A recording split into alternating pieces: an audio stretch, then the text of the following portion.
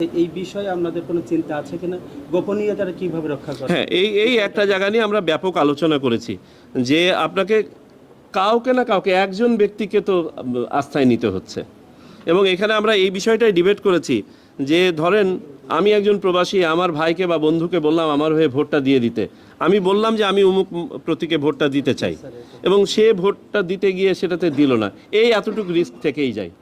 এই জন্য individual voter যখন তার প্রক্সি নির্বাচন করবেন, তাকে একজন আস্থার ব্যক্তিকেই নির্বাচন করতে হবে। এতটুক ইমপিউরিটি নিয়েই আমরা এই পদ্ধতিটা কিন্তু সাজেস্ট করছি। তো পরিচিত জন আছে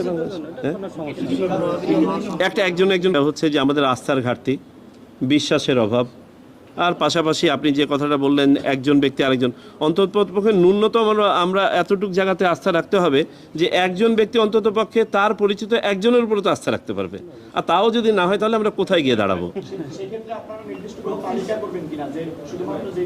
আমরা প্রথমে ভেবেছিলাম নিকটাত্মীয় দিব, তো নিকটাত্মীয় দেখা যাবে তাহলে আমাদের অপশনটা লিমিটেড হয়ে যাবে। নিকটাত্মীয় ডেফিনেশন আমরা তৈরি করেছিলাম, পরে আমরা সেখান থেকে সরে এসে প্রস্তাব করতে চাচ্ছি উনিই নির্বাচন করুক, উনি কাকে দিবেন, সেটা আত্মীয় না বন্ধু না পরিচিত জন, উনি নির্বাচন করুক। যাই হোক, এগুলো সবই কিন্তু একসেপ্ট করে আমাদের স্টেক হোল্ডাররা অনলি দেন। এগুলো হচ্ছে আমি বলবো যে আরও পরের প্রশ্ন। তো থ্যাংক ইউ।